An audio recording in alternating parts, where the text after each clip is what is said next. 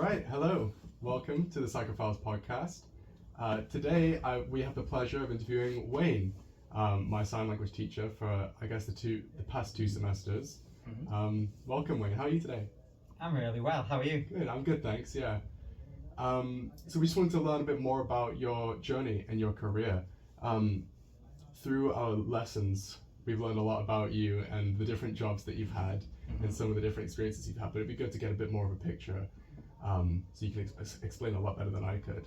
So could you tell us maybe where you started, maybe what your first job was, something like that? My first job was a gardener. A gardener, okay. Finished college. I did PE level at college and there was no work, and I went into what was called a youth training scheme, which was 36 hours a week for £25 a week. Oh, wow. Jeez. Yeah. That is not a lot of money, is it? Did that buy you anything back then? Sorry? Did £25 buy you anything back then? It got me a bus pass to get to work and back. Oh. And I had to give my dad £10 a week, so then that was probably down to £10 a week. Probably I was working for at the time. Wow.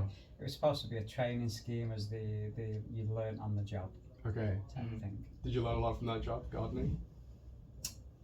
I'm sure I did at some point. Not that yeah, I suppose I did. It was hard labour, but at the same time it was good fun. Yeah, cool. So what do you get up to now? You teach sign language, and I'm right in saying you do some counselling as well? Yeah, most of my days working as a therapist. Either that's private practice or I work for a specialist organisation called Respect for All Counselling Service, which mainly offer their services to people with learning disabilities or people on the spectrum or neurodiverse clients. So that can be in a primary school, secondary school, a college, or home visiting adults, really. Right. And I've been with them for about 20 years. Wow. So I qualified as a therapist in 2002. Right. And did you do like the counselling training kind of path? Yeah, I did 4 years. Okay. And what was your experience with that? Did you enjoy that? Loved it. Yeah. Yeah, I think you get a lot of people that, I don't know what it's like now, but I think you get people that join the counselling course instead of looking for counselling. Oh. So it's a way of finding. That's interesting. Because you have to go through your own healing as well. I don't know what the courses are like now. I think they're far more academic now than there was when we were learning it. Because a lot of our weekends away were in a child work, in a work on yourself. You had to. So if you're working with someone that's gone through abuse and you've lived through abuse, you have to be almost cleansed. Before you can work with them, because they're going to bring up a lot of stuff within you. I see. Yeah. So personal development and personal resilience was like a core component of the training. Yeah. I mean, one of the homeworks we were given by our teachers was, on this weekend away, we want you to dress a part of yourself that you don't show to people and give everyone a gift that they can't take away. Wow. And that's all he said, and he says, I'm not going to talk anymore about that, that's your homework. Wow. And then one of the days, because it was a heavy night that night with everyone dealing with what they were dealing with, the next day was, we're going to go for a walk around the grounds. It was somewhere in Cheshire. No verbal communication, no non-verbal communication. Don't look at anyone, don't get eye contact with anyone, don't nod at anyone, don't smile at anyone. Just walk and be on your own. So I don't think they do that now. Probably not. I think it's more book heavy. Yeah, and studies and stuff. Yeah. Wow, that's really interesting. Go ahead. Yeah, one thing that I was wondering, something you pointed out in becoming a therapist, something that they seem to kind of hammer in, is that you have to go through it yourself, and then you can do it to other people, then you can help others. That's something that really resonates with me, and I think with a lot of people. It's just that I think a lot of people do something like a psychology course because they feel, you know what, I don't understand myself. There's a lot of experiences in my life which are difficult to understand. Some of them may be just in general difficult, traumatic maybe. And people just try to understand themselves better. And in that process of personal healing, they kind of understand how they can help others. So there's this little story that I've heard about of this was something I watched on 60 Minutes. just an American show, journalist show, where there was a war veteran who was basically has gone through Iraq and has, lost most of his team. So he had a lot of built up tension and a lot of built up emotion about that subject. And now with the Ukraine war, he started doing therapies for families of people who have lost other family members in their war. And he said that in doing this, he felt like he was not only helping them, but he was saving himself from something. So part of his own recovery. Yeah, exactly. Yeah. So I wonder if you felt that there were some parts of your life which had that same kind of impact, which through therapy you were capable of resolving. I suppose it's like the Gita story with the Buddha, Yeah. where a woman turns up at the Buddha's house or hut or piece of land that he was on at the time and said, "Save my baby." Yeah. And he asked this lady to go and get a handful of mustard seeds from a house. And she looked at him and said, "Is that all you need?" And he responded, "That's all I need." And as she was about to go away, and he says, "But that house has never had to have an experience of loss." And every house she went to, someone had died, the family member. So it was almost her experience of everyone's dealt with this, really, in a way. So I think endings are pertinent in anyone's life. Really, I think we all go through that. I came into counselling because at the time I was involved with victim support as a victim, as I'd been attacked by a drug addict who'd bit a chunk out of my arm. So then I had to go for AIDS counselling for 3 months to see if the AIDS had got into my bloodstream. And while I was having these appointments at the hospital every week, which thankfully was only across the road from my house. Yeah.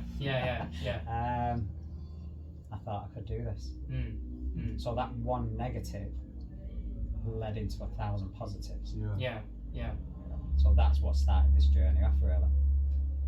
If I can ask a question, do you think that in having such a terrifying experience, because oh my God, the moment you said you were worried that you could have AIDS as a result of that, I was thinking, oh my God, what kind of life, not even, being a drug user is not even being quote unquote to blame, though of course we can appreciate that those people are not also necessarily to blame, but being completely blameless in this case, and yet having such a horrible affliction that you have no control over.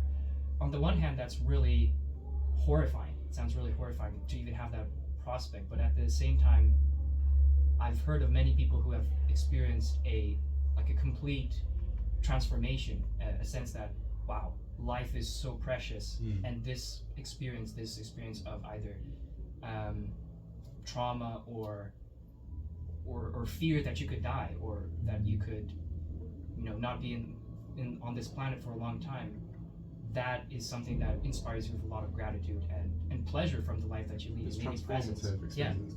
Yeah. I suppose one of the other things is I don't believe we have one shot. So I believe in rebirth and reincarnation as well.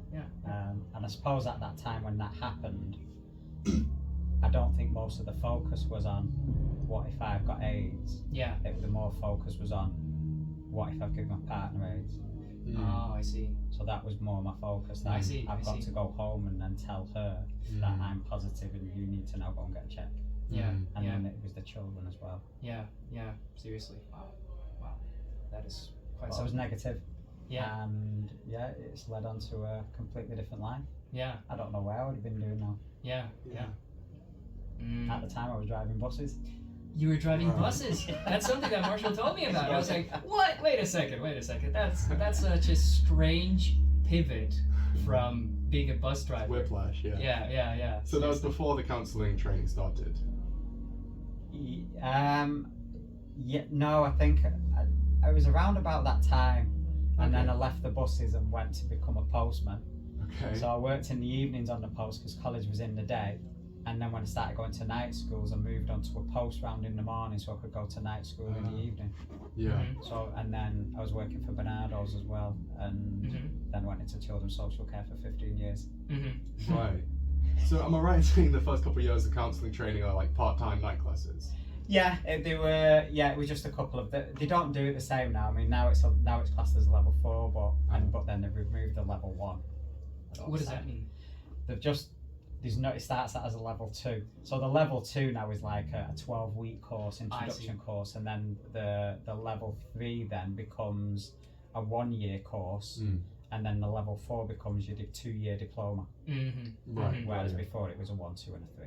Gotcha. That makes sense. So do you have any like favorite jobs that you kind of miss that if you had to go back and choose one, you'd maybe drive buses for a while? Postman. Really? Postman. Yeah, Really? Postman. Wow.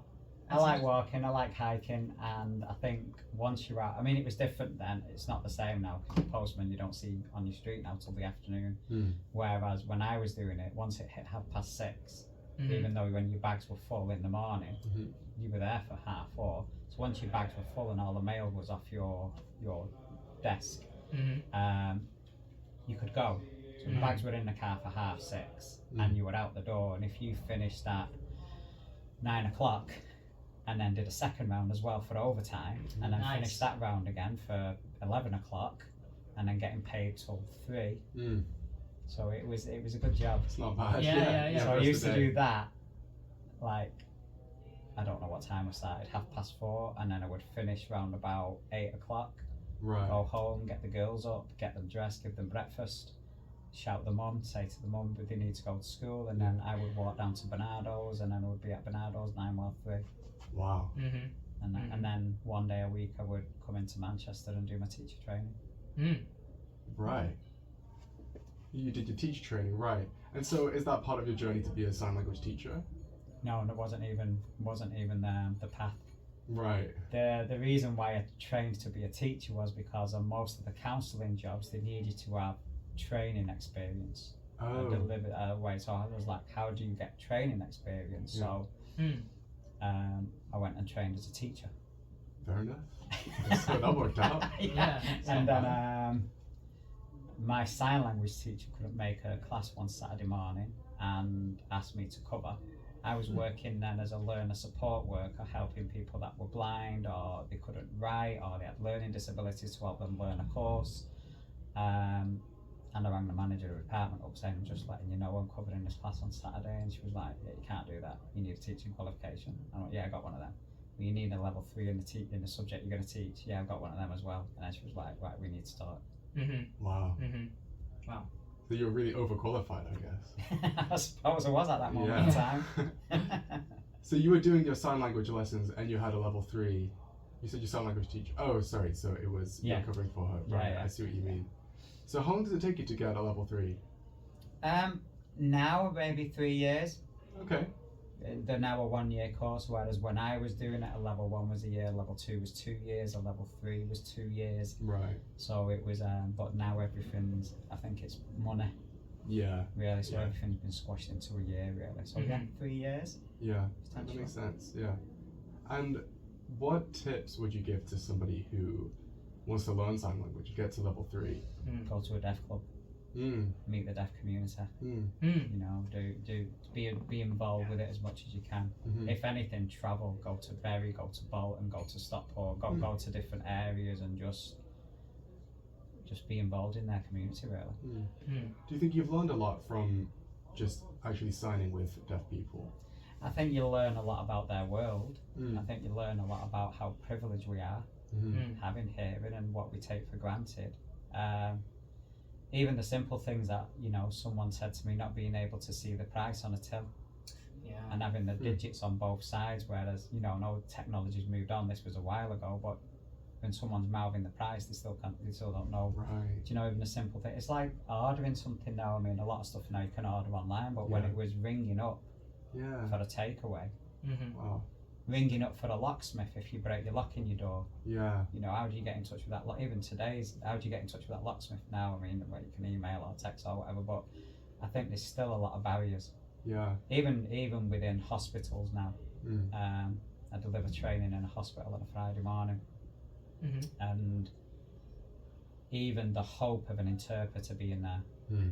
One of the times I was there within the last year, they asked me to go and talk to this lady who was in the rooms are ready to be operated on, to say that this might have to be cancelled because we can't get an interpreter to come for 4 o'clock this afternoon. This was 10 o'clock in the morning, and it was a Friday, and I don't know if an interpreter would take a job as a 4 o'clock in an afternoon job, but they couldn't operate on her, knowing that she was going to wake up from this operation at 4 o'clock and not have anyone there to be able to say, Wow. And then she was like, so do I come back tomorrow? And I was like, it just might have to be postponed again. Wow. And she was like, I'm really hungry, I've had nothing to eat, because she was not allowed meal by mouth before the operation. Oh, of course, yeah. So even today, there's still factors, there's still, you know, blocks to the communication. Yeah. It's stuff you just never think about. Like you said, it's stuff you take for granted. I still find it bizarre with some of the, like last year was the first year the deaf person was allowed on a jury in a court of law. Oh, really? Just because of the interpreter. Last year, you think it was 1970s. I think so, yeah, I think like that. It's just some of the stuff is just still so bizarre with it all. Yeah. And I imagine interpreters are so sparse because not that many people know sign language, right? Yeah, I mean, they say that there's more hearing people that sign than deaf people that sign. Yeah. But then getting to interpreter level, getting to that level 6, yeah, I don't know how many people carry on to that. Is the idea that level 6 is like just fluent, like it's your native language? Well, yeah, I think you're reasonably fluent before you would get to that. Most people don't do 1 to 6. Most people do 1, 2, 3, 6. Oh, right. There's no 5. Most people miss the 4 out because the 4 is only relevant if you want to teach the 3. Oh, I see. Because you have to have the level above. Yeah. So most people don't even do the 4, they just do 1, 2, 3, 6. Interesting. Oh, wow. And then you suppose then you would specialise on law, medicine. Yeah, I was going to ask about that. Yeah. And that's level 6 or is that level 5, the specialising kind of thing? I think level 6 you did interpreting, and then after that you would have to find your own specialist training. Yeah, that makes sense. So I feel like at that point it starts to get so obscure that not that many people, the specialist terminology, only so many people actually speak that in England. Yeah, and I suppose, I mean, one of the ladies who I was teaching, she's now an interpreter, but she interprets for songs. Oh, right. And that's her passion. So she follows certain bands or certain singers around and she interprets for them. Right, like live, like on stage? Yeah, live on stage. Cool. Yeah, dresses in the same outfits as them. And oh, wow. Yeah, so she's part of that group. Yeah. She's really good. Really Yeah. good. I remember last year you showed us, I think it was an Ed Sheeran song, Yeah. You Need Me. Yeah. The music video for that has a person signing. It's really cool because it's a dance, but it's also the lyrics. Yeah. The people that have just done Coldplay's song, that's Venezuelan sort of sign language. Right. But that's quite a good video to watch. Yeah, that's really interesting. It's powerful. Yeah. Powerful to watch. Yeah, that's cool. Yeah, I've really enjoyed the sign language lessons because they're interactive and it's you started learning. I think I remember you saying you started learning Spanish. I was learning Spanish as well. Yeah. Yeah. Would you say that sign language is easier to learn than spoken languages? I think so. I think so because we have a VAC, don't we? A visual, auditory, and kinesthetic way of learning. So you're either a visual person, an auditory person, or you're someone that practical does it with your hands. Yeah. Whereas I think sign language, in a way, it's all 3. Whereas a lot of verbal languages, you're relying almost on auditory and memory. Right. Whereas in the practical, you're signing, you can visually see your hands, and you're listening to someone teaching at the same time, really. I didn't think of it that way. Yeah. I thought of it more like in English there are like basically infinite ways to say any one thing. Yeah. And in sign language it's kind of just a few ways to say one thing. It's very much, I mean, I always use the example on the first week of, can you pass me my phone please? Yeah. 7 words, which then comes down to phone pass please. Yeah. So everything's more bullet point than brought out into a range of phrases, I suppose. So I think it is a lot easier in that sense. Yeah. No male and female as well in sign language. As these in Spanish. Yeah. Yeah, but that's been tough. How has it been learning Spanish for you? I'm not currently doing it now. Okay. I was doing it because I was walking the Camino from France through to, I walked from France through to Burgos in May last year. The year before that I walked from Sarria to Santiago. Wow. You weren't kidding about liking hiking. No, I like my walks. And then next year I think I'm walking from Porto to Santiago, so I'm walking through Portugal back to Spain. Wow. Yeah. So it was learning the Spanish to help me. Being a vegano, being a vegan, Okay. on the path. And just for accommodation and food and stuff Yeah, that like makes basic sense. stuff. Yeah. Do you go with anyone or just by yourself? First year, the Sarria to Santiago, I went with a walking group. The next time I went on my own. Even though I went with the walking group, someone complained that after 5 days of walking, I'd not walked with anyone. Right. So I just walked on my own and listened to music mainly. Yeah. And then when I went on my own recently, I walked from France over the Pyrenees and I walked to Burgos. Yeah. And again, just listen to music. It's just, I find it nice being on my own. If I can ask you a question about that, what do you think is the main value that you derive from an experience like that?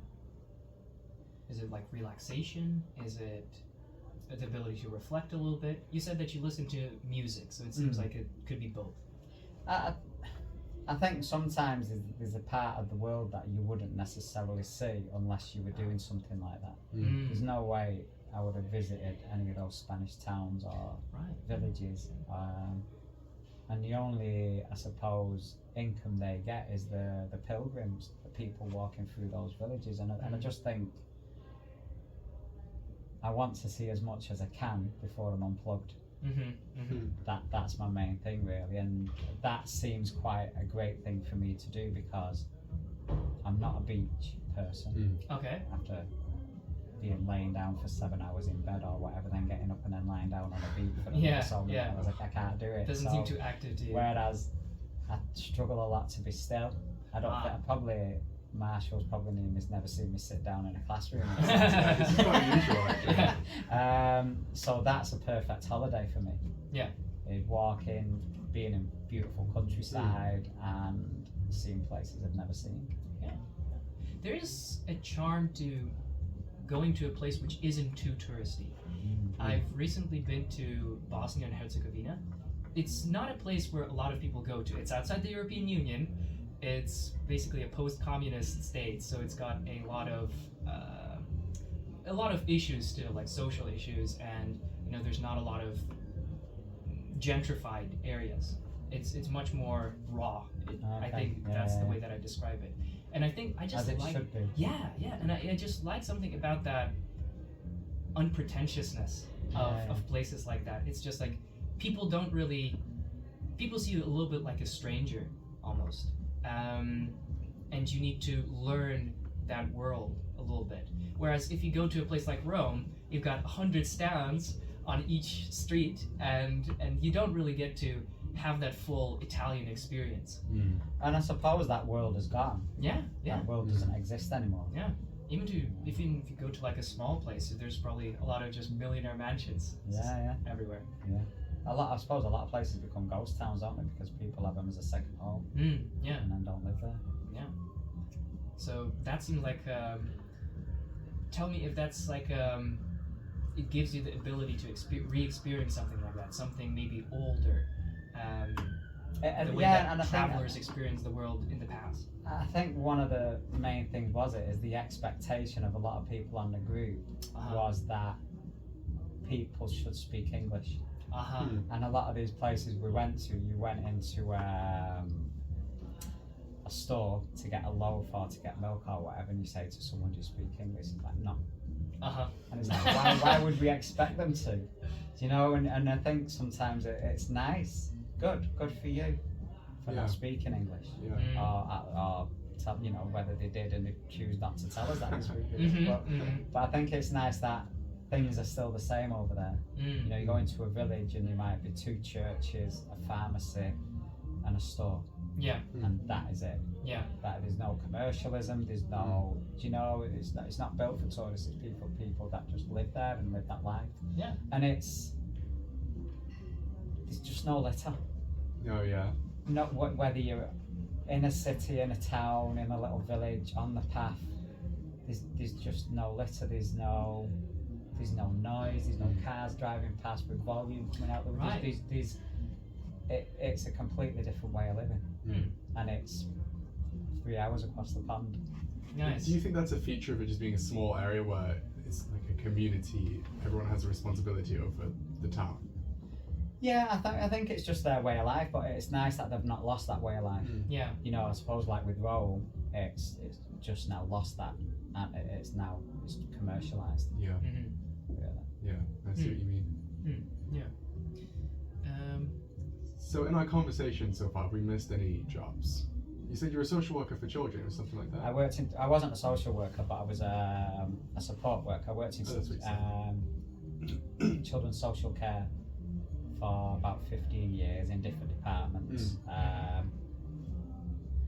Duty, which was being called out at any given point. Oh, okay. Really, so if anything You were a had tutor? happened. No, a duty. It's classed as duty social work. Oh, I see. So like when the phone's ringing all the time, when people are phoning in, I can hear the children screaming next door, and I can hear parents shouting next door, we need someone to come out and bringing social care up. Gotcha. So then I went from that to working with looked after children, children in foster care, and then went from that to early help services, so trying to stop people reaching child in need or child protection. Yeah, but it was good. It was good time. It was good times in a sense of learning. There was some not good experiences and seeing what children are going through. Right. But then there's some really good experiences knowing when children have landed with a really good foster care. Yeah. Then, like, it's great. Yeah. Does that make it worth it? You feel like the meaning? Yeah, it does. It really does. It's just, I think, social care are just inundated. Yeah. I just think, Yeah. I can only imagine what that must be like seeing. I think it's the worst when it's children that are going through tough things. Yeah, and I think sometimes it's not making excuses, but I think sometimes it can be the education or the lack of education for parents. You just don't get trained. No, it's a tough thing. Like being a parent is the most difficult and giant responsibility. That's right, and there's no course for it. You No. know? And there if should you've be like come a teacher from course. No, abuse, and Yeah. that's all you've known, and that's how you've been parented. Your parent is by how to learn to behave is by being smacked. Then, you know, is that how you carry on that parenting? And then them children get removed. But then, what I'm doing was only what was done to me.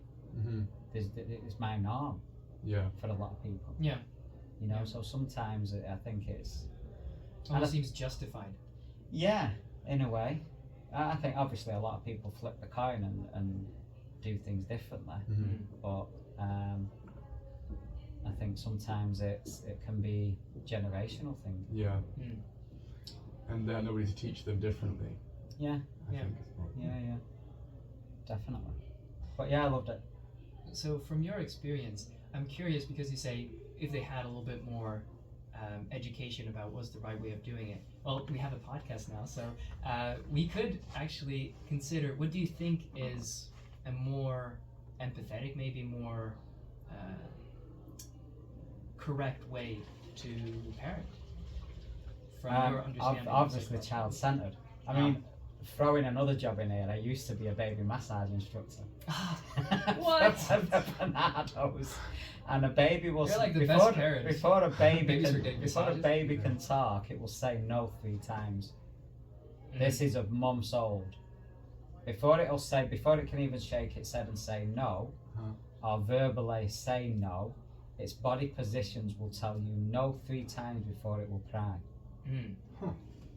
So it will arc its arm, or it will arch its back, it will do a fencing sign, its body will go into all these stress positions as though to say, I'm not happy right now. And it could be just the point that it's got a lack of, most babies have a lack of attention and short attention span when you're playing with a rattle or whatever. After a certain amount of time, they'll be like giddy, and then after a certain amount of time, they'll start crying because you've not picked up on their cues. And if you pick up on their cues at that age, it's almost like saying, well, the theory is from this, if I keep picking up on these cues, I could have a child that never cries. because it knows I'm listening to it Yeah. from the age of Attending 1 to month it. old. Right. So you would advise parents to learn the signals that the babies give to them Yeah, before yeah. they can speak. Just be with the child. You think that just comes from spending time with the child and learning? Yeah, a lot of the parenting courses would always say you would buddy up with another person on a parenting course. And one of the parenting courses, can't remember actually what it was now, the first question they would ask you was, when was you last time you played with your child? Right. Yeah. And it's just that interaction. They used to train us to be non-descriptive. So you couldn't say, oh, you're building a house. You weren't allowed to ask a question before you played. Or is that a house you're building? You're building a rocket. Where are you going with the car? So I'm allowed to ask a question. And an adult would get on the floor and play with something, and all you could do was describe what you're doing. So you're putting the red brick on top of the blue brick. Okay. Oh, you've chosen yellow brick now. And the more that thing is, all that does is encourage play. Right. Whereas, no, it wasn't a house we were building. You've just ruined my play now. Yeah. Do you know what I'm saying? So in a lot of ways, but it's quite hard to do. And they reckon to do this sort of descriptive play, and then I'm just going to go make tea. And what that encourages that child to do is just get wrapped up in that play. But that's just being with them. As I suppose it's a whole thing with therapy, isn't it? To just be with someone. You can't tell them what to do. You can't say, well, I did this and it worked for me. So I'm not allowed to advise you or tell you anything, but I can be with you while you're going through it. Yeah. So it's almost like a positive attention, and just by having that, the child develops and the child has the chance to mature correctly. Yeah, I still think boundaries have to be in place. Definitely. I think a no is a no. My children always say that. Did we do this in a store? Did we scream our heads off? And I was like, no, because you knew a no was a no. It wasn't a no, okay, maybe, okay, then pick it up then, I get it and pay for it. Okay. You just do it, no. So there's just firm boundaries as well on your end. But I think they're essential. We have to be. Yeah. I think we get lost in. I think we get lost without a structure in a way. As human beings, I think we need it. Yeah, we need walls to be able to play. Yeah. But Boundaries are even good. as adults, I think we need it. I think we get lost. Yeah. Whether that's without a work structure, a time structure, or I think we can get lost in that. Even a time to meditate. You know, and whether you're setting that time aside, I think we get lost without those structures. For some reason, this reminds me of really, really rich people who have all their boundaries removed, and that they just kind of go slightly insane. So you can see it in actors, you can see it in like billionaires. I wonder if you have a perspective on the kinds of people that becoming a billionaire or becoming a extremely famous person that just can't do no wrong, so it seems. Whether you think there's a healthy way of becoming that kind of person, or is it really unnatural and we shouldn't be promoting these kinds of I think I always remember my tutor saying we've always got to have that balance in the world. It's bizarre, isn't it, really? I mean, I'm not into football and I can't understand how they get paid so much, and there's someone across the water that's drinking poisonous water. Right, yeah. Do you know, and you think that it's always going to be, even I was around when Live Aid was on TV and watching that. I can't remember what year was that. Was it 84? Don't know. Bob Geldof, I don't know. Anyway, it was early in mid-80s, I think. But even then, what are we, 80s, 90s, 40 years on or whatever, and we're still, the stuff's still happening. Yeah. You know, and you think, well, why is it still happening? There's so many billionaires in the world. Why is it still happening? But then, if everyone was rich, or if everyone was wealthy, does it push the world out of sync? Don't know. Our tutor always used to say there's always going to be that balance. It sounds like you had a very wise tutor. Yeah, it was great. Yeah? It was probably a bit off the mark. I'll probably get sacked now. But it was great. It was windswept and interesting, we used to call him. He had a sort of Billy Connolly vibe to him. He had lots of hair. He was dressed like a biker. Yeah. But he had a way about him that was very interesting. it absorbs you. I think that's the thing about teaching. I think to have someone that stands there and the tone doesn't change, I think it's hard to listen. Oh yeah, That's for sure. Whereas if you've got someone that's got a passion for it or an interest in it, and then I think it keeps you awake and alive. Oh yeah, definitely. Yeah, it sounds like teaching to you is a bit more than just conveying information. It's also conveying kind of your personality, your character. And you know, I'm only doing like a 12-week course here, like a credit units, is it called? Credit course. Yeah. So I know you guys have got like dissertations and loads of other work and everything else to get through, and my bit's obviously a bit of extra stress on top of that. So Self-chosen stress, so self-chosen you can't complain. stress. We have our receptive exam today, don't we, by the way? No, I'm putting that off to next week because I'm aware that I've not taught you that topic, so it would be unfair of me to put you through a test that I've not taught you the topic. So I'll put that till next week. I think it would. So I think for me to, you know, read this, write this, do that, and then your head's on the table and all I'm looking at is the crown of everyone's heads. It's not the job I want to be in, really. And I want people to have fun and I mix the room about and I swap people all over the place, and it just makes that 2 hours go really, really quick for a lot of people, and then they're gone, really, and then you can get back to the library.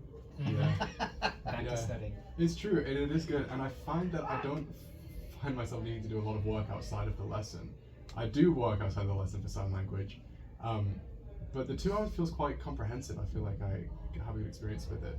Yeah, I think the thing with, I suppose, with any language is repetition. Yeah. So everything that I've done week before, I bring in the week after, and then let's just whip through this Build on quickly, it. and then throw a new topic in. Yeah. And then do the same the week after that, and I suppose in some way, because most weeks I'm just pointing around the room, aren't I, saying what's the sign for this, what's the sign for this, what's the sign for this, and just going around the room, always continually recapping. Yeah. And I think that's, for me, is how you absorb a language. Right. Yeah, we learned about that in cognitive psychology. Yeah. Repetition is a huge thing. Repetition effect and spaced repetition. So if you try to learn, if you do spend 5 hours repeating something in one go, it's actually more effective if you do it 1 hour a week for 5 weeks. You actually retain it for longer and you retain it more accurately. At least it encourages me to do some studying and do it in time interval, like separated time intervals, because I was always thinking like, man, why is school positioned this way? Like, why is it in week blocks and we just do it once a week? Why don't we just like do a week course and just learn everything? But I suppose it makes sense, you know? To consolidate it. It is. Yeah. I suppose one of my other roles we're saying about that is a student health mentor, which I still do, but I'm reducing the number of students that I see now. Yeah. But again, with that, you know, some students will come and say, I've not been to a few lectures, anxiety, or for one reason or another, and I'm missing on this, and it's like, well, okay then, how long can you study for? Some people might do 20 minutes and then go for a walk. Some people, you know, but I think for me, with a lot of stuff like this, it's quite Adlerian. Alfred Adler believed that you have 3 areas in your life that made you a fully functioning human being, which was, let's say, school or uni or work. They would be 1, home and social. And the balance with all those 3 had to be, and he said the one thing that made people like reduce the mental health would be the removal of social, and that's the one thing that we always give up. I haven't got time to go to the gym, I can't get to meet my mates for football because I've got this work to do, and but we don't realise the benefit of that keeps our heads afloat. We don't realise that hour on a badminton court or a squash court that just reduces that stress from the home and work. So you get rid of your social, now you're left with home and work has its own pressures, or university has its own pressures, and home has its own pressures, and there's no outlet. And in this case, home means family? Yeah, well, whether that's bill paying or money for your food, and then the landlord's coming round, so I need to tidy the room up, or, you know, anything that's going on there, or managing your own home. So managing your kind of space. Yeah. I think without that outlet, you know, like I say to a lot of students, and that you've got to have that balance of work, and you've got to put as much effort into the play as you have as you work. All the time. You know, to me it's really fascinating. It's just always struck me as odd, but wonderful that for some reason, just by talking to another person, let's say about your issue or about, I don't know, just your day even, somehow that releases that pent-up pressure that you have of that situation. So let's say you, I don't know, you're struggling at school, kind of like what you mentioned. Just talking to someone about it is already promoting your mental health. It's puzzling to me why that would be. But you see it over and over again, so it's just hard to deny. I mean, a lot of people. Well, there was the. I'm trying to think of what it was called now. It was the 5 ways of something, and they believe that because a lot of people had an issue calling it mental health or mental well-being, so they changed it as feeling good and functioning. So you can function every day and be completely depressed. Or you can function every day and feel good. So that feel good and functioning. So they always used to say, how are you doing at the moment? Where's your feel good factor out of a scale in 0 to 10? And are you functioning? Yeah, I'm getting through every day, but where's your feel good? My feel good's a 2. So then it was like, okay, what do we do to get it to a 2.5? But it was just that feel good and functioning instead of actually using the word mental health. Yeah, so it's almost like they're making a distinction between I'm very productive, I'm very functional, as you say. I have done a lot of stuff today, I have progressed in my goals, and then actually how you feel about it. So separating that action component and that feeling component. Is that kind of what it is? Yeah, and I think that's the same view on depression, where people assume that people that are depressed don't function, whereas they can function through every day of their life and still suffer with that depression at the same time. You think of most workaholics and you see that. Yeah. So what do you think is the antidote then? It's to actually take some time to focus on how you feel. I think the main thing, I had this conversation that weekend. I was kayaking across a aqueduct in Frodsham, 129 feet high. Oh wow. Across the weekend. Week before that I was in Iceland. But I was talking to this lady and I said to her, I think the hardest thing that we don't do, and I don't know if it comes from parenting, is just be kind to ourselves. We don't praise ourselves. We don't think we've done good. And then sometimes when people have these conversations with me, I think a lot of the time we're comparing ourselves to the wrong people.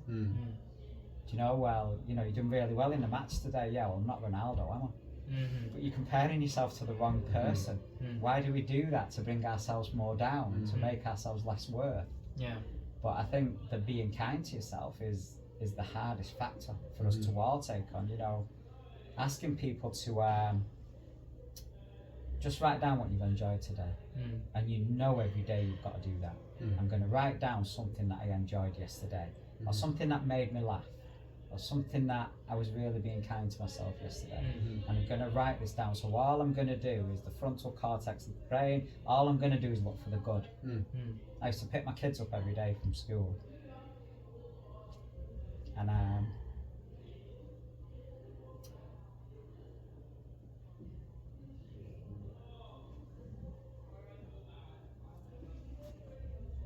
so every day I picked them up from school. I wanted to pick them up from school.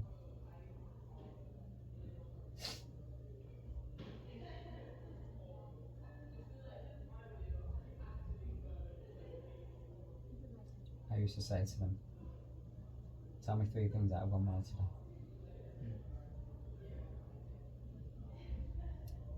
Whereas a lot of people that would pick the kids up from school would say, did you eat your lunch? Have you go back home? Did you hand your PE in? Or did you hand your homework in? Did you do this? Did you do that? And by the time we got to the 5th question, most kids will have forgot the first.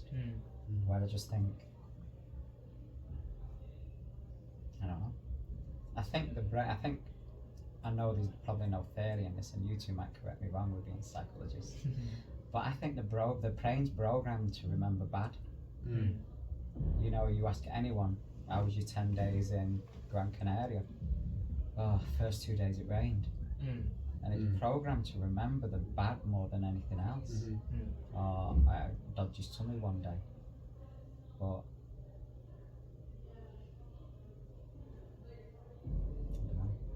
why is it not programmed to remember good? I think Yeah. there's definitely an evolutionary basis for that. It's more useful for us to remember where an area might be really dangerous. Like there might be a lion in that area, just to go really far back, than to remember that maybe there's fruit in an area, because if you don't eat the fruit you might be hungry, but if you go to where the lion is you'll die. So I think we're kind of wired in, if you look at it biologically, to remember things that harm us because it's more important for us to survive. But in this day and age now, where would that be relevant? That's not. a big question. 'Cause Why we're are not we so going down. depressed? We're so rich, where we've got basically everybody at our fingertips. So why are we more depressed than we were 50 years ago? And that's actually a trend that's progressing, or regressing is probably the better word. I was listening to a talk this week, and the guy's saying it's almost like we're being programmed to struggle every day. We're not programmed to just embrace life and just rejoice that what the things we've got. It's almost like, this is going up, I need to pay this, what am I going to do, I can't get a job, or and all this, and it's almost like we're being programmed to struggle. Almost become conditioned to struggle. Really is the word, isn't it? But taking a more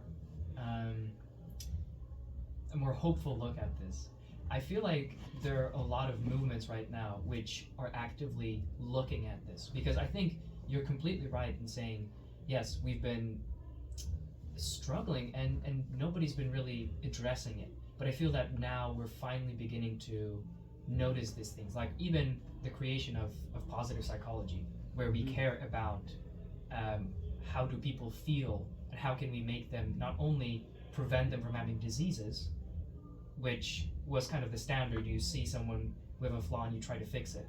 You try to remove the negative stuff. So that was the focus. Now we're also focusing, okay, now maybe removing the bad stuff essentially means adding more good to your life. So it seems to follow what you're saying, and I think that as a society, we're maybe we're learning that there is a bit more to life than just to avoid all the mistakes and try to perfect and work until we've removed all the things we don't have control over. There's also the well-being aspect of it. Do I have enough time at home? Do I feel meaning in my work? Do I enjoy my communication with my family? All these things that I feel like maybe even 50 years ago people really didn't have the opportunity to consider because everybody's life was so difficult. I mean, I've been going to a few months back I went to a coal mine. I think it was like the last functioning coal mine in the UK, which was of that scale. And you just hear the kinds of experiences which people were having day to day, not only adults but children which had to essentially sit in the dark for 2 hours waiting for their parents to haul out 3 tons of coal. And so it's just like, okay, and not only that, they were tied to the door so they don't get lost or they don't try to run away, because maybe they'll get scared thinking that there's something in there. There could be rats in there, for example. So just picturing that and actually seeing like the little door that someone would have to crawl through for kilometers sometimes, eat, and then return back hauling a ton of coal. I feel like that's no time to reflect on, am I feeling well-being right now? Am I happy? Is my job meaningful? Yeah. Probably not. But now we have the chance to do it because we have so much comfort. I think there's a balance in that though, because I think when I was younger, 70s, 80s or whatever, I think even though we had less, it seemed we were more happier. Whereas now the world is driven by whether it's social media or my daughter watched this program that she's been watching the last few nights about the next, I don't know, social influencer or whatever it's like a Big Brother program or whatever it is, but she's been watching that and it's everyone wants to be famous in some way or materialized by what they wear or what they drive or the postcode they live in, or and it's And I feel in some way we're always driven to be better than someone else instead of when we had less and everyone lived the same. I just think it was an easier time. Yeah, I can appreciate that. I think that it probably was an easier time, because if you imagine it, like the amount of information that each person had to carry with them each day. It was basically, what's my community like, which is maybe 200 people, up to a few thousand. What am I gonna eat? What am I gonna work on today? And that was your world. There was nothing more than that, and you didn't know about what someone in the United States in California was doing, what the Kardashians were up to again, or some other nonsense like that. You just were focused on your community, and you could, I suppose, like develop yourself within that context. But now, what's our context? Is it this person who I listen to 3 hours a day, who's in another part of the world, who I'll probably never meet, and there's millions of other people who are listening to him, her, or is it the person next to me who I'm not even looking at because I got my headphones on, and there's no way to initiate a conversation because they also have headphones on. So I think there's an overstimulus as well. I mean, when my kids say there's nothing on telly, it's like Netflix, you got Disney, you got Sky, you got Now TV, you've got RLS on. I had 3 channels, and on a Saturday, children's channel was only on for like 9 till 10:30, and then it was sports all day then till like 5 o'clock in the evening or whatever. And I think we had less stimulus thrown at us. It was the point of, right, I'm either getting my bike or my ball and I'm going out. That was it. You know, whereas now it's like, Dad, there's nothing to do, and it's like, well, use your imagination. Never bored. We don't really, I think that's taken away from us now. It's just a problem of access, isn't it? When you have so much, it's hard to remember to be grateful, and it's hard to remember to focus on what actually brings you meaning and brings you gratitude. You have so many choices. It seems like you're onto something here, because I'm thinking, when you're bored a little bit, when you just have nothing to do, you can actually start to reflect on the life around you and start thinking, and you know, do I like this? Do I not like this? But now, whenever you're bored, you can just start listening to something. Or you can distract yourself. You can always distract yourself. You can basically live your whole life distracting yourself. Yeah, I haven't felt bored for the last 3 years. I don't understand boredom. I think boredom's a lack of imagination. I think there's too much to do to be bored. But you kind of lose yourself in.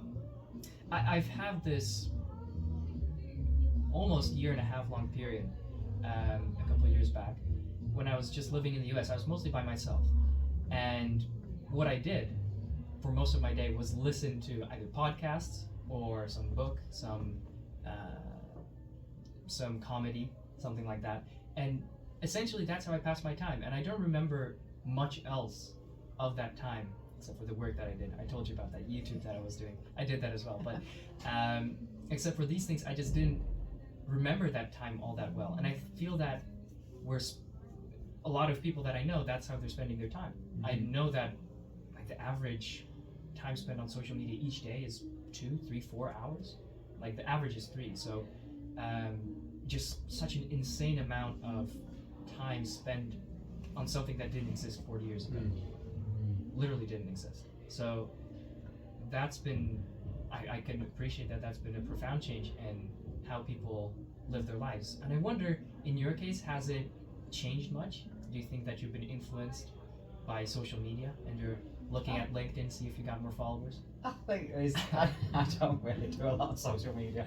I think there's benefits of it. I mean, I probably cook a lot more because I find a lot more recipes online. Yes. I think there's a lot more learning about what's in our drinking water, what's in our conditioners, what's in our products that we buy, and what's natural and not natural.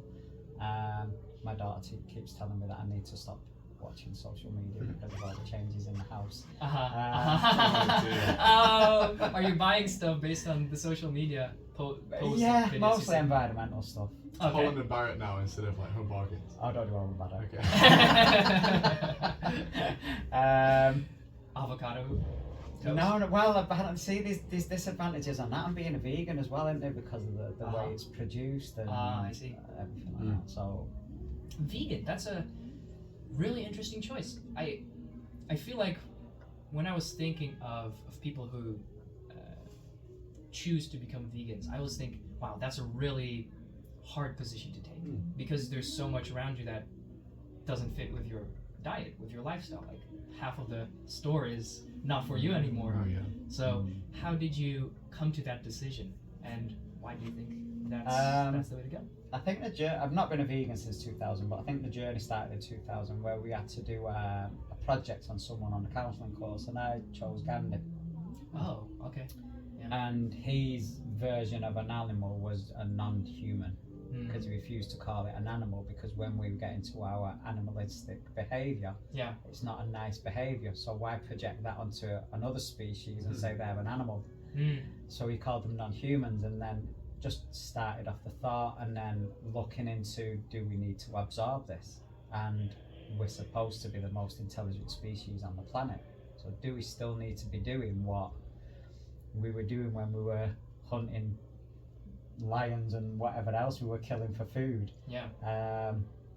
So it happened over a gradual time, really. Red meat was the first year. The next year after that, I debated fish or chicken to give up. And then I was watching Countryfile, and there were fish farms in Scotland that they were trying to breed fish on with an artificial substitute because there wasn't enough fish to feed the fish on. So I was like, this is extreme. That the fish haven't got enough food to eat. You know. So then I gave up fish that year, and then the year after that I gave up chicken. And then I think it was 17 years after that, I just thought, I can't justify having milk. I can't justify the point of that being caged just so I can get a pint of milk and having its baby wrapped off it on the day it's born. And I couldn't. I think if you can't watch that, there's something internally I see. saying to you it's not right. I see what you mean. And then the whole chicken experience with the eggs and just the whole thing, and I was like, right, this needs to stop. So in a way, it's like a stand against how we do agriculture right now. Yeah. I just think it just wasn't right for me. Yeah. You know, I don't notice any change. I don't feel like a young gazelle bouncing about in my sack. I don't feel like amazing, but all your wrinkles are gone. My hair's growing back. Little birds are, you know. There's no mohawk. I don't feel any different with it. It is hard. It was hard on the Camino. A lot of Spain is a rough country to be in as a vegan. I don't understand it. A lot of cured meats. Is that? Just, everything's cheese and ham. Gotcha. Everything's, you know, and then having it without that, and it's just bread. It's just bread and olives. Olive oil. Yeah. Right. So I was walking around with a lot of protein powder. In my backpack. Gotcha. Pea protein? Pea protein, yeah. With like water? Yeah, no, you can get oat milk and that over there, so a course. lot of the time it was living off that, and bought a lot of flapjacks from the guy down there with the caravan outside MMU. Oh yeah. So bought a lot of You stuff. just brought those on holiday? Yeah, carried a lot of. My backpack was mostly food. But yeah, it's not for everyone, is it? I'm not gonna preach everyone to become a vegan. It's just what's right for me. Yeah. Really, just what suits me. I mean, No. I completely appreciate that, and I also understand that you want to be cautious with how you explain it, because there are some people who, when they come to a decision about something, they want everybody else to do it as well. Yeah. And it feels uncomfortable. And I think for others. I always remember a friend saying to me once about the state of we was having this discussion about the state of the world and this, that, and the other, and he said, but you can't be angry with everyone else if they're not taking your viewpoint. You can't be angry that it's not their viewpoint. You've got to do it for why you're doing it and no other reason. And that's always stuck with me. Really. So the same with, you know, taking this vegan path and whatever else then. it's So you right for focus on me, what it's you not- know, yeah, it's not right. on what others will think. Yeah, I'm not gonna tell everyone else that they should be doing it. It's just Yeah. if you become an angry person, then don't you, and Yeah. get wrapped up in what else. Protest. Yarr. Then you know, going back to the negative positive, it just becomes what's right for me. Yeah. Oh, I always get teased. Every day I get teased. Yeah. Yeah. Just depends how you take it, though, isn't it? Oh, I laugh it off. Yeah. It's the best way. I just laugh. Everyone just gives it me, but Uh-huh. all my friends do anyway. But Yeah. it's what it is. Mm. Yeah. Mm. It's because they're comfortable with you that they make fun of you. Right? Yeah, obviously, if they see me taking it seriously. Yeah. It's like when we get into these banter, and I say, it's not banter, it's shaming. Right. That's what you're doing, it's shaming. And you Yeah. go, why'd you do that? Why'd you have to ruin it? And I'm like, I'm not ruining it, I'm just changing the word. What you're doing is trying to shame me. Mm. And he went, we're just having a laugh. Well, at my expense, but it's banter. You know, you say banter, I say it's shaming. Same thing. And we go, right, just change the whole mood now. Yeah. Yeah. It's not funny anymore. Change the vibe. Man, you're not so cool. You're not one of us. Yeah, he just stole a jam out of the Yeah. Yeah. But on the topic of not being, I guess, angry or I suppose resentful towards people for not having the same viewpoint as you, would you agree that to actually make an impact or to affect change, Mm. it's taking personal accountability and taking your own responsibility in your life and your community? Would you say that that's what's fundamental for things like worldwide issues to improve, is for people to take responsibility over their own actions? Yeah, I think to make any change, it's step by step, isn't it? We have to change ourselves before we can change the world. Mm. Yeah. I think it's just small steps. It's just Wasn't the quote by Gandhi? Be the change you want to be in the world. There you go. Yeah. And I think that's part of why therapy and counselling is so interesting and attractive to me. It's because it's having a one-to-one conversation. I think obviously it's not always one-to-one, it'd be group therapy, but it is the idea that it's about me and it's about what I am feeling and what I'm doing. And that's really more important than any level of politics or any worldwide issues. It's what's my situation and how can we make this better? Yeah, because kind of going off of what you're saying, it seems to me that you only really have control over yourself. Like the most control you have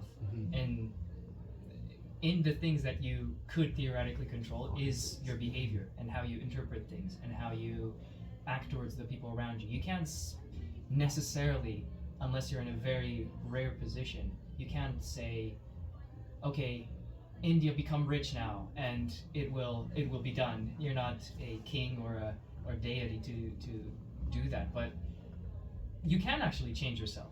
You can, and people do it all the time, and that's kind of what therapy seems to affect in people is the capacity to change yourself, and not only to change yourself but for the better. I believe that the only thing I'm responsible for is this. Yeah. This being really. Yeah. How I'm not responsible for anything that comes out your mouth, so I can't control that. Yeah. I can only control of how I respond to that. Yeah. I can only control with what I put into this, what my beliefs are and everything else. So I think personally I'm not purely responsible for the car Yeah. or for the house or for my children or for my partner or for whoever. The only thing I'm purely responsible for is this, and so what I put into it and what I do with this. And I can't say, well, you know, it's my fault for letting me get this way, but it is your fault for letting you get that way. There's no one else to blame, you know, and I think that's the way I am, and I think that's the way I am with food, with exercise, with the way I see the world. Yeah. It's okay, then let's be kind to ourselves. Let's see the positive of what the day's brought to us. But that's the only thing I can sort of be responsible for. That sounds like a attitude of control, of inner control, where you are the master of your choices, and it isn't just external events forcing things upon you. It's accountability. Accountability. As well. Yeah, definitely. I think that's a really nice way of looking at it. I sometimes wonder, because, you know, there's these other arguments of, and I think that's a argument of Buddhist philosophies. I don't know, maybe I'm mistaken, so I won't say that, but there is the idea that things are also beyond our control, that there's external events which can't just happen, and we have to accept them as they are. So you can't change the fact that there's been a hurricane and you've lost your house as a result, right? So that seems like a good place where you can practice a little bit of acceptance of how things are around you. And Permanence. Yeah. So just accepting things as they are, rather than trying to force what you should be on the world and on your environment. So I wonder if, in your experience, you've kind of developed more of an acceptance of the things around you, because you said that you've had quite a few difficult experiences, and I know, and I've known people who have done this, who they have enough of these situations and they just start to become resentful about them, and they think, I just have a hard life and I hate it, and it's not right, it shouldn't be that way. But I wonder if you had the chance to maintain your sense of self-acceptance and acceptance of the world around you in the things that you were going through, and if so, how you did so. I suppose answering this in a long version is that once the therapy finished, I needed another science. I needed something else, and the only science that I really found was Buddhism. Yes, you mentioned that. And I think with Buddhism is that everything's impermanent, and your eyes are here today, but one person a day factually wakes up blind. So they're mine today, but they might not be mine tomorrow. Right. My children aren't mine. They're now all adults and fled the nest. My car's not necessarily mine. It can be. I know where it's parked right now, but it might not be there when I get home. The house not mine, because you could have a gas explosion and hopefully no one's got hurt in it. So that the whole thing, that nothing's really yours. So just that appreciation again. That life is good. And I think it's trying to see it that way. That life, it's not always like that. I had a car crash a couple of weeks ago, and that, wound me up. But at the same time, I was able to drive home in the car and get out of the car was still okay, and the other person was still okay. And not every day goes as expected or as you expect it to. Yeah. But then I think that, is it surprises or is it shocks? Right. It sounds like Buddhism has helped you be more acceptant of the events happening around you. So how do you think it's done so? Because personally, I'm quite curious by that life philosophy, especially the acceptance part, because you may not know this about me, but I'm actually a very wound up person. I like having things done as I like them to, and I'm curious, from your experience, what was the developmental progression for how you internalize more and more that ideology? I think it's just time. I just think it's just time. I mean, we've got a couple of years between us, haven't we? Well, I still have my hair. No need to brag. What can I say? Whisked away my mane. You can't do that anymore. Yeah. I do. I think it's. I don't know if it's an age thing, and I'm not trying to be ageist or anything like that. But I think you get to a certain point where, at the moment in time, what matters now. For you, it's, I suppose, a certain length of time till you finish uni. Yeah. And then Very what's next small and what's timeline. next and what's next. Whereas for me now, it's I'm blessed. I feel very blessed. I do jobs I love. My children are healthy. I'm healthy. And just take that, accept that, because there's, you can knock on your next door neighbour and find out theirs isn't the same. You don't have to go to a third world country. Oh no. You can be on the same street. If someone in your family. Yeah, exactly. And I think it's just accepting it. How lucky am I, really? I've got food in my cupboard. Going back to the social care stuff, I've got food in my cupboards. I've got heat and I've got gas. Yeah. My kids are still with me, and it's like a gratitude practice. Yeah. How fortunate am I? How much have I really got? Yeah. And if this doesn't work out, then can I go home to my parents? Have I got family that will take care of me? And the That's worst important possible too. solution is what? Yeah. And then is it that bad? And that's a lot, I suppose, every time when I say to the kids, my children, sorry, what's the worst thing that can happen here? Well, I can't afford the finance for the car. And the worst possible thing out of that is, I still have to get the bus to work.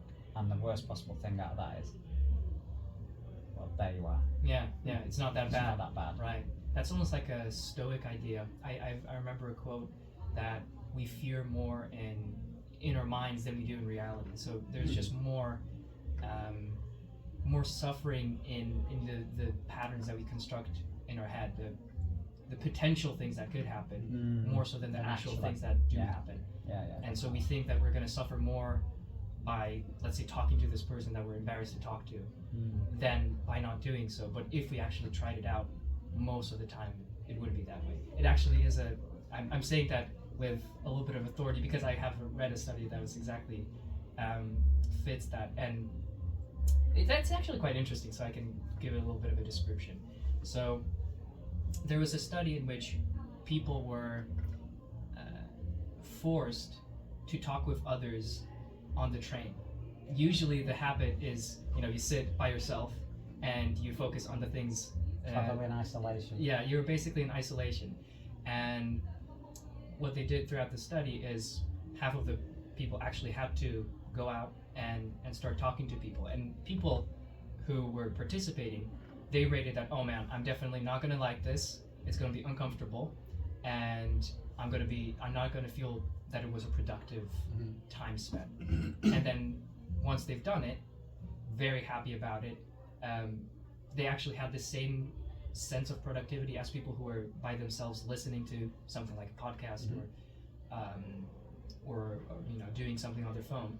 And so it just shows you that there's sometimes a disconnect between what we think things will be like and what they actually are like. You'll always think that things are worse than they are. Yeah. It's like you have this fear aversion bias that something wrong could happen and I don't want it to happen. Yeah, so that's something that really struck me as important, and for me it's been actually quite helpful, this study, and I've been doing a little bit of research about what it's like to come up to people, and is it really that does it hurt your reputation as much as you think, and usually the studies that I read say not at all. People enjoy it. People actually enjoy when another person comes up to them, even though they fear that if someone were to do it to them, the other person would not enjoy them. So there's always this convoluted sense that other people don't like us, they don't want to spend time with us, but when you actually confront that social engagement, everybody likes it. Everybody likes it. And the world is becoming a lot more insular, isn't it? Really, with headphones or that's right, yeah, because you have or gaming on the train, or the world's becoming where you just stay in your own little pod. Writers don't talk to anyone else. The next step is just gonna have VR goggles and just completely zone out. People are just gonna be drooling on. Hopefully I won't be around then. Yeah. I'll have less I time. hope not. Yeah, seriously. Yeah, that's the one thing that I'm not looking forward to with advances in technology and AI and stuff. That's the extreme end of productivity and stimulation. Yeah. One thing that you mentioned is that your gratitude practice of sorts, and I know that Marshall is currently working on a project which is supposed to integrate gratitude therapy into therapy. So I'm curious if there's a point of relation. For sure. Yeah. For you guys here. I was volunteering at this charity called Overcome over the summer, and it's really good because it has people who are interested in working in psychology but are not there yet. So they're really just there for work experience. So you can get a lot of people together to just do stuff for free. And that's what I was doing. And I got some people together to start doing some research to see if integrating gratitude practice as a behavioral focus of therapy would have better outcomes than just not doing that. So it's essentially seeing if you can guide someone and coach somebody to do gratitude practices like journaling and reflecting, and maybe even reaching out to somebody they care about to express gratitude to them, how much that will improve their well-being and their day-to-day happiness. We haven't started collecting data yet because it takes a long time to get through that stuff, but there's definitely a point of relation there. Yeah. Because research has shown that gratitude makes people less depressed and less anxious. Yeah. Because it's just changing your mindset and things. Why do you think that is? I think it's kind of going against our instincts, like we were talking about, Right. and developing a kind of instinct that is just more productive, because you can always find things that are wrong with the situation. Yeah. But you also can find things that are good about a situation, no matter what the situation is. Yeah. And it's just a habit that I think you can adopt with practice. You can Right. train yourself to do that. Yeah. I don't know exactly why, I don't know what the mechanisms are, but Yeah. I think it decreases kind of resentfulness, because you can't be, it's like an opposing emotion, you can't be resentful and grateful at the same time. Yeah. Yeah. By definition. Yeah. So I think that's part of it.